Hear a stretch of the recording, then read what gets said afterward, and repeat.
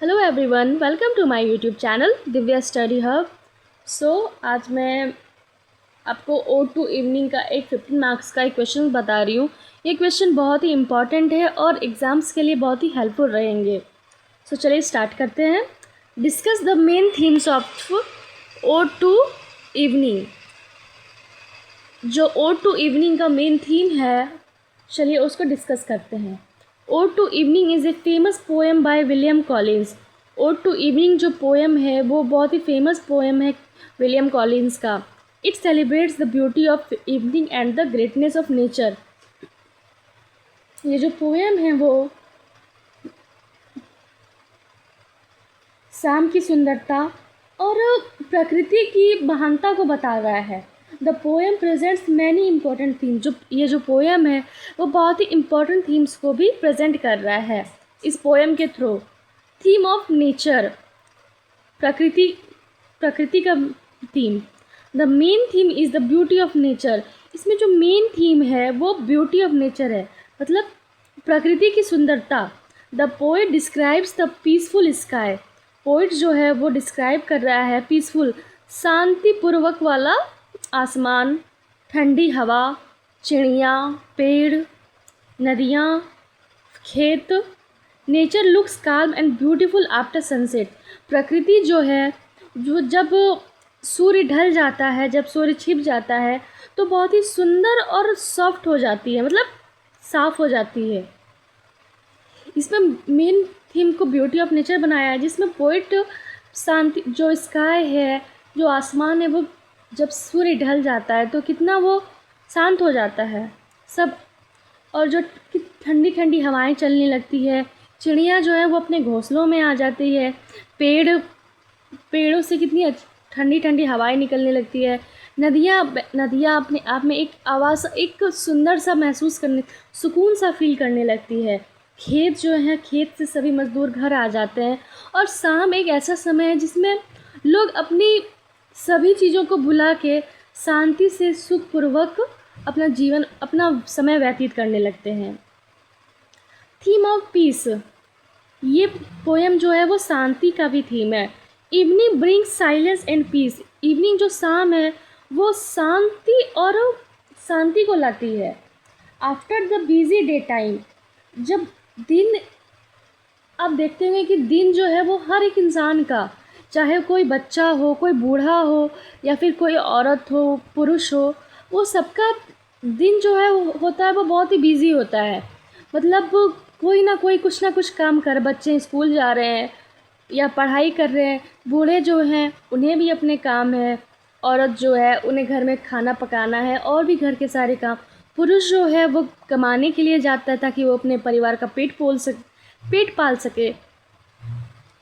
Evening everything becomes quite.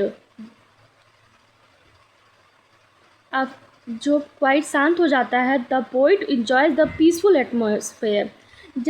इसी वजह से जब दिन ढल जाता है तो सब शांत हो जाता है। और जो पोएट है, जो विलियम कॉलिंस है, वो बताते हैं कि जो एटमॉस्फेयर है, जो वातावरण है, वो बिल्कुल ही शांतिपूर्वक और इन्जॉय वाला बन जाता है। Theme of imagination. ये जो पोएम है वो इमेजिनेशन की भी थीम है। The poet imagines evening as a gentle goddess. Poet जो है वो बता रहा है कि जो शाम है वो एक कोमल देवी की तरह है। वो अपने माइंड में इमेजिन कर रहा है, सोच रहा है। This shows the power of imagination. ये दिखा रहा है पावर ऑफ इमेजिनेशन, मतलब सोचने का power, and makes the poem more beautiful. और ये जो इमेजिनेशन है वो इस पोएम को और भी सुंदर बना रहा है। थीम ऑफ इंस्पिरेशन, प्रेरणा का भी थीम है ये। Nature inspire the poet to write poetry. प्रकृति जो है वो पोएट, जो विलियम कॉलिंस है, उसको इंस्पायर कर रहा है। वो किस चीज़ के लिए? पोइट्री लिखने के लिए, कविता लिखने के लिए। He believes that the beauty of evening.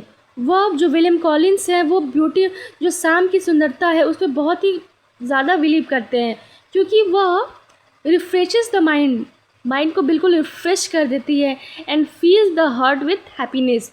और दिल को बहुत ही सुकून सा फील कराती है, बहुत ही खुशी भरा सा।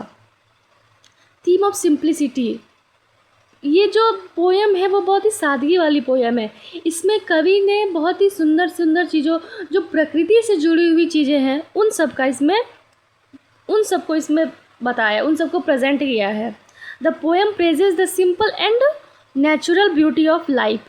जो पोएम है वो हमें बता रहा है सिंपल, सादगी और नेचुरल जो प्रकृति है, जो हमारी ज़िंदगी की भी सुंदरता है, उसको ये बता रहे हैं, उसको ये डिस्क्राइब कर रहे हैं। Instead of luxury and artificial things, जो आर्टिफिशियल थिंग्स हैं जैसे कि कृत्रिम चीज़ों से हट के वो हमें प्रकृति की चीज़ों के बारे में बता रहे हैं कि हमारी प्रकृति में ऐसे ऐसे चीज़ हैं कि वो हमें कितने सुकून देते हैं। आप अगर टीवी देख रहे हो, आपको उतना अच्छा नहीं लगेगा, आपको रिफ़्रेश फील नहीं होगा। अब आजकल तो फ़ोन है, फ़ोन आप स्क्रॉल कर रहे हो, उसमें भी आपको रिफ़्रेश फील नहीं होगा, या फिर आपका माइंड जो है वो फ्रेश नहीं होगा। लेकिन यही अगर आप शाम है और आप कहीं ऐसी जगह पे हो जहाँ पे सन्नाटा ही सन्नाटा है, ठंडी ठंडी हवाएं चल रही है, तो आप देखिएगा कि आपका जो माइंड है वो कितना एक्टिव हो जाएगा और कितना फ्रेश फील करेगा। तो इसलिए हमें कभी कभी आर्टिफिशियल चीज़ों से हट के नेचुरल चीज़ों के साथ भी जुड़ाव रखना चाहिए। इसका जो कंक्लूज़न है, in conclusion ode to evening is a poem about nature. ये जो पोएम है वो किसके बारे में है? नेचर, प्रकृति, शांति, सोचने के बारे में, प्रेरणा के और सादगी से रिलेटेड है। ये जो इस पोएम में आपने क्या क्या देखा? प्रकृति के बारे में, शांति है, सोचने के बारे में, प्रेरणा और सादगी को आप इस पोएम में देखिए। This themes makes it one of the finest nature poem in English literature. और ये जो सारे थीम्स हैं वो इस पोएम को इंग्लिश लिटरेचर का बहुत ही फाइनेस्ट नेचर पोएम बता रहा है। आपको मेरी वीडियोस कैसी लगती है कमेंट्स में ज़रूर बताइएगा, और ऐसे इन्फॉर्मेटिव वीडियो के लिए मेरे चैनल को सब्सक्राइब करना ना भूलें और बेल आइकन को ज़रूर प्रेस करें ताकि मेरी वीडियो सबसे पहले आप तक पहुँचे। Thank you so much.